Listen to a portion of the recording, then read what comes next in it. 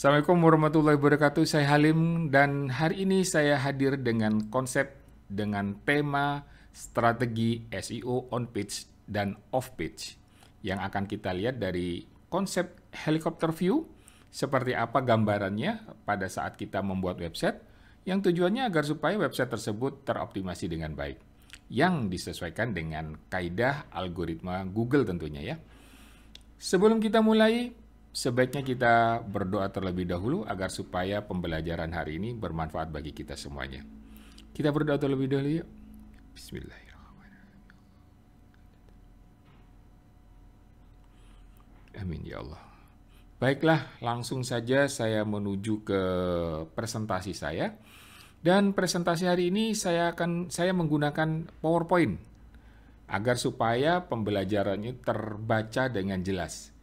Baik, sekarang kita lihat di sini ada website, bagaimana cara melakukan proses optimasi sebuah website. Optimasi bisa dilakukan dengan cara Google Ads atau Facebook Ads ataupun dengan yang ads yang lain. Tapi kali ini saya tidak akan berbicara bagaimana caranya menggunakan ads. Dan saya hanya akan fokus ke SEO on page. SEO on page ada di sebelah sini, dan kemudian SEO off page ada di sebelah kiri.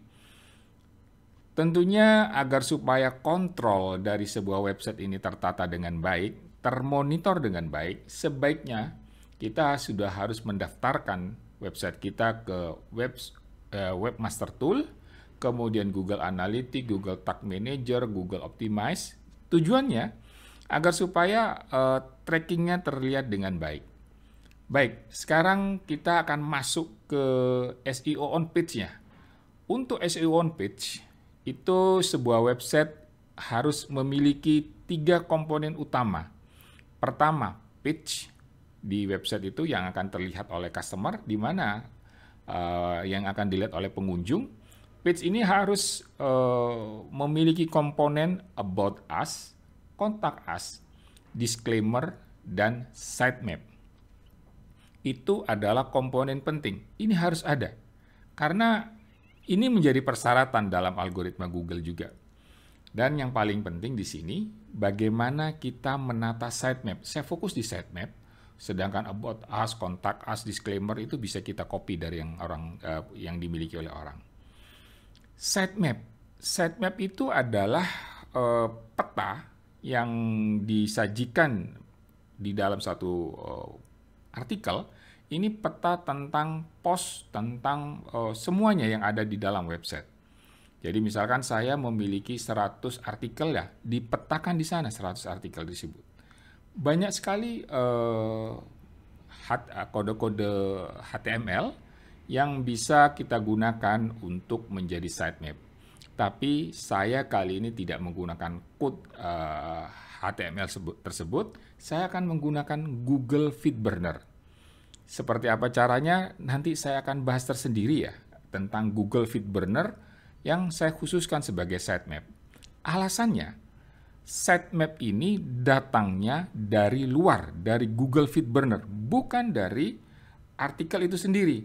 Jadi kalau kita menggunakan HTML code itu datangnya internal link, dalam bentuk internal link. Tetapi kalau Google Feedburner kita manfaatkan, itu menjadi link masuk ke website kita. Ini yang akan menguntungkan, dan apalagi nantinya Feedburner ini kita akan backlink dengan menggunakan GSA Share dan Indexer, sehingga hasilnya pun juga akan menjadi lebih optimum. Tahap berikutnya akan kita bicarakan di sini. Yang berikutnya adalah post. Post itu adalah artikel, di mana artikel khususnya untuk di WordPress itu ada kategori, ada tag. Ini sangat penting sekali yang harus kita pahami. Tag, jangan meletakkan tag terlalu banyak. Kali ini kita bisa dianggap spam. Google benar-benar memperhatikan di sini, tag jangan terlalu banyak, karena tag ini harus ada di dalam artikel itu sendiri. Jadi kalau seandainya tagnya tidak masuk ke dalam artikel, ya keluar. tidak diindeks. Kemudian di dalam post itu setelah ada kategori, ada tag, ada image. Nah, image ini penting sekali, harus kita optimasi dengan baik. Karena nantinya akan saya juga share bagaimana caranya melakukan proses optimasi image, yaitu di detail information di sini. Kemudian yang berikutnya adalah video YouTube. Kita harus meletakkan URL-nya, kemudian ada dokumen PDF, serta title. Kategori, nanti kita akan ambil URL sitemap-nya. Tag pun juga kita akan ambil URL sitemap-nya. Image diambil URL image-nya. Kemudian URL video juga diambil. Kemudian URL dokumen. Dokumen ini juga penting sekali. Nanti dokumen yang saya maksud di sini adalah post yang kita konversi dalam bentuk PDF. Selanjutnya, dokumen ini akan saya masukkan ke dalam GSA Share. Sampai di sini gambaran tentang untuk kategori tag, image, video, dokumen sudah saya ceritakan. Seperti apa prosesnya? Baik, saya menuju ke GSA Share dan saya lagi mengambil salah satu website saya yang saya kerjakan di sini. Pertama, untuk image. Image sebaiknya kita ambil address-nya. Address-nya jangan sampai image yang ada di dalam sebuah website itu sia-sia, diem saja. Kita ambil, kemudian kita masukkan ke dalam artikel di sini. Jadi kita daftar ini kita ganti menjadi sebuah image dari sebuah website, dari sebuah artikel. Artikel itu kita harus ambil terlebih dahulu, di mana di dalamnya harus diisi description tentang website. Saya akan bahas tersendiri nanti dalam hal bagaimana mengelola image. Yang penting image harus dimasukkan di sini. Kemudian YouTube address-nya di sini adalah bagian akhir dari sebuah YouTube / sesuatu. Nah, ini diletakkan di sini dan kalau banyak tinggal kasih koma dan seterusnya. Tadi saya berbicara dokumen. Oke, dokumen ada juga di sini. Maaf. Sebentar. Nah, ini dia. Dokumen ini harus kita ambil. Jadi setiap post itu kita convert ke PDF. Kemudian daftar-daftar PDF ini kita simpan dalam satu server, sebaiknya kita letakkan di dalam Dropbox. Kemudian dari server di situ kita upload dengan tujuan tersimpan di dunia maya. Jadi ini kita letakkan di sini. Yang akan kita sasar, yang akan kita backlink. Jadi kembali lagi ke presentasi saya, ini sangat penting khususnya di proses kategori dan dokumen di sini. Kategori, tag, image, video, dan dokumen. Selanjutnya saya akan berbicara tentang title.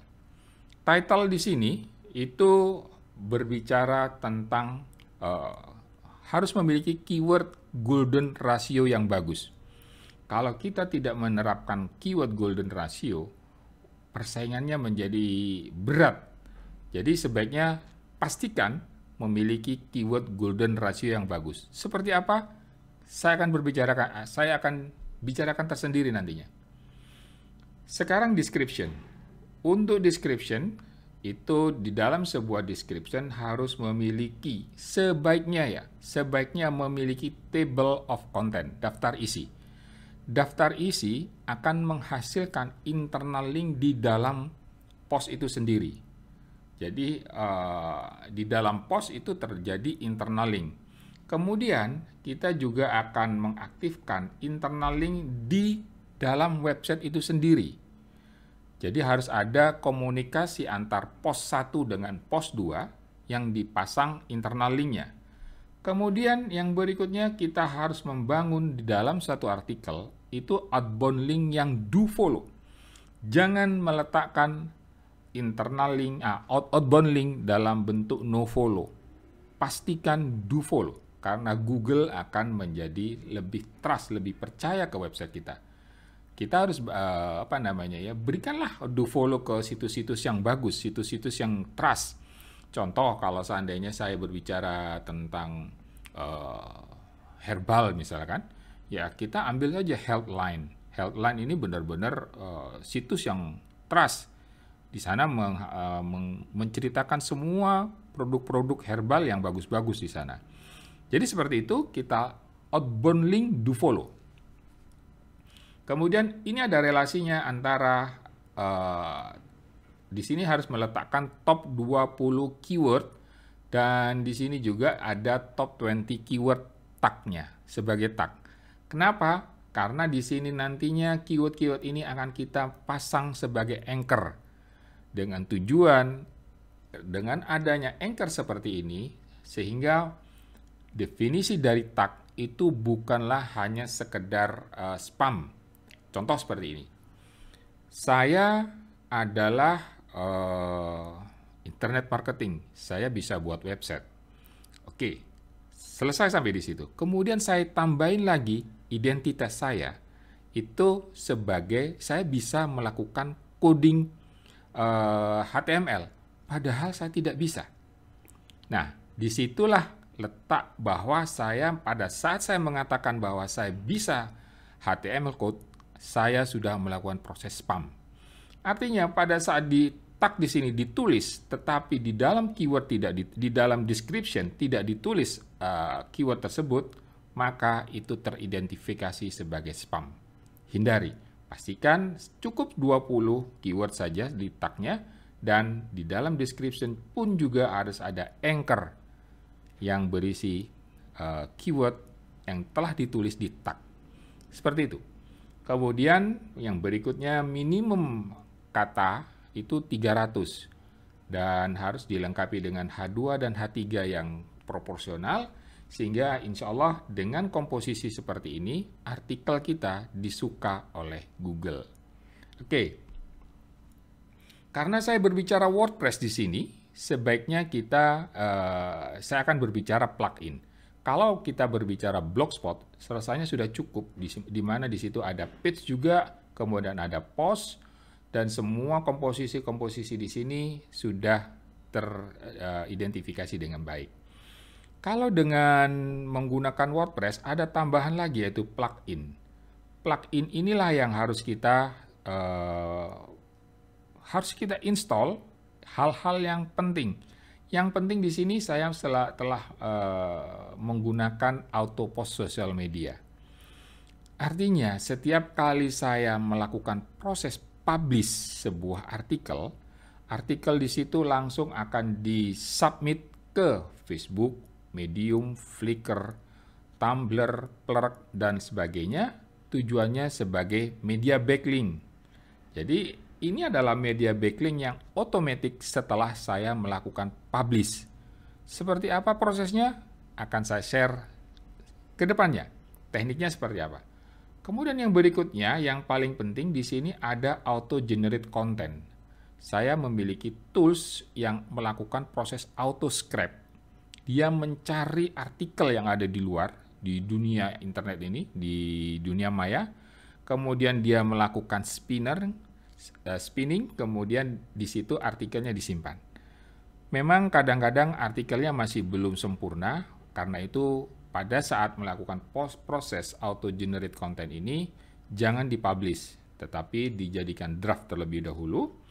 Tujuannya, kita akan melakukan proses koreksi. Contoh, ambil saja. Proses scrapingnya dilakukan dengan slow, dengan pelan-pelan, jangan terlalu cepat. Ini pun juga akan menimbulkan kecurigaan. Kira-kira sehari cukup 50, besoknya kita melakukan proses koreksi. Ya, koreksi ini cukup cepat karena kita juga akan menggunakan tools lagi, proses mengontrol kualitas dari sebuah artikel. Insya Allah akan saya share juga. Dan yang paling penting adalah Elementor Pro. Kenapa saya fokus menggunakan Elementor Pro? Karena dengan Elementor ini saya bisa melakukan konfigurasi template dari sebuah website itu dengan tertata rapi. Apakah saya akan berbicara tentang sebagai website berita? Boleh. Sebagai website jualan juga boleh. Sebagai website advertising pun juga boleh. Ditata dengan bagus, ditampilkan dengan bagus, sehingga customer yang membaca itu jadi menyenangkan, dan Google pun juga senang dengan website kita. Kalau seandainya membutuhkan Elementor Pro, saya ada license yang cukup banyak, license resmi, karena saya juga melayani pembuatan website. Nah, nanti kalau seandainya membutuhkan Elementor Pro, silakan hubungi saya di nomor telepon yang tertera di layar ini. Berikutnya, kalau sudah ada Google Feedburner, ada URL sitemap, URL image, kemudian ada URL video, ada URL video, maka waktunya kita melakukan proses backlink GSA share. Ini sangat penting, proses-proses ini dengan tujuan agar supaya artikel-artikel yang ada di dalam sebuah post yang kita miliki itu tertata dengan baik, teroptimasi dengan baik. Demikian juga untuk artikel yang ada di Facebook, Medium, Flickr, Plurk, Tumblr, dan lain sebagainya yang merupakan hasil dari auto post, kita lakukan GSA backlink dan di indexer. Selanjutnya hasilnya dilakukan proses rebacklink. Di sini sudah selesai. Ini bagian dari artikel ya, dari sitemap. Yang berikutnya adalah bagian dari domain. Artinya secara global domain akan kita lakukan redirect backlink ke Google, ke Bing, YouTube, Facebook, Microsoft, dan lain sebagainya. Kita akan bangun redirect backlink. Kita bekerja di sisi redirect backlink saja, kita sudah bisa melakukan proses optimasi dengan baik. Jadi jangan khawatir, proses di sini ini benar-benar menyenangkan sekali. Berikutnya, kita akan membangun profile backlink. Profile backlink itu adalah bisa juga bermacam-macam di sini, ada di Medium, ada Disqus, Tumblr, Plurk, dan lain sebagainya. Dan untuk mengetahui situs-situs backlink profile yang bagus, itu kita bisa masuk di Knowem.com. Knowem.com ini menampilkan situs-situs yang bagus-bagus untuk kita tanam backlink profilnya. Kemudian apa bedanya di sini? Medium di sini, backlink profile, dengan Medium di sini yang auto post. Bedanya, kalau di sini Medium yang ada di sini, kita meletakkan backlink domain di profile dari sebuah medium. Sedangkan di sini, ini adalah artikel. Jadi di dalam suatu profile medium, nantinya ada profile backlink dan juga ada artikel backlink. Jadi benar-benar kita optimasi dengan baik media sosial yang ada. Langkah berikutnya, kita juga bisa melakukan proses spesifik backlink. Spesifik backlink di sini, kita bisa melakukan backlink ke edu, gov, khusus untuk ping saja, khusus untuk redirect saja, trackback saja, dan macam-macam bisa kita lakukan di sini. Dan yang paling penting dan yang paling utama di sini adalah backlink PBN. Kita harus membuat blogspot sebanyak-banyaknya. Terus bagaimana caranya kok bisa membuat blogspot sebanyak-banyaknya? Untuk membuat blogspot, saya sih pernah ada tools, tidak saya ceritakan di sini, nanti dianggap sebagai iklan ya. Ada tools untuk melakukan proses pembuatan artikel di blogspot dengan masif. Tapi saya masih belum bisa melihat hasil kualitas plagiatnya. Jadi plagiatnya sangat tinggi. Jadi saya tidak menggunakan itu. Yang saya gunakan adalah saya akan membuat sebuah website di WordPress. Kemudian saya menjalankan auto generate content yang saya melakukan proses scraping dari seluruh website yang ada di dunia, kemudian hasilnya saya ekspor ke Blogspot. Itu prosesnya. Demikian juga akan saya ekspor ke WordPress.com. WordPress.com ini ya semacam blog juga. Sedangkan kalau yang ada di sini, sisi di sini, ini adalah WordPress.org. Jadi WordPress.com ini adalah situs juga hampir sama dengan Blogspot. Kita bisa membuat blog. Nah, kita bisa transfer ke sana. Kita bisa juga buat Weebly dan lain sebagainya. Isinya apa yang tercantum di dalam website yang saya bangun khusus melakukan proses scraping. Saya transfer, saya ekspor aja ke sana. Sehingga jadi tidak perlu repot-repot lagi dan kualitasnya pun yang saya miliki di sini untuk proses auto scrape-nya itu sangat-sangat bagus. Bahkan kita juga bisa menggunakan Google GSA Content Generator yang kualitasnya semakin hari semakin bagus.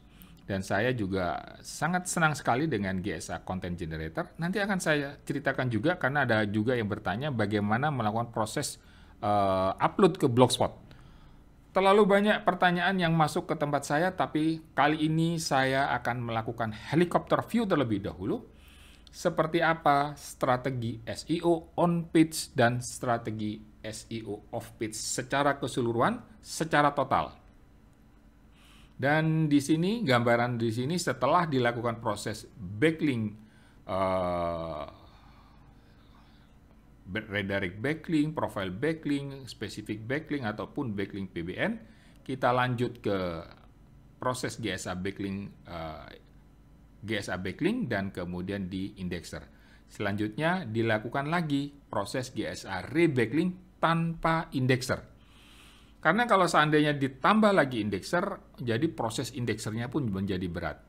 Cukup untuk di indexer ini hanya sekali di posisi di sini. Demikian secara garis besar gambaran tentang helicopter view, SEO on page dan SEO off page.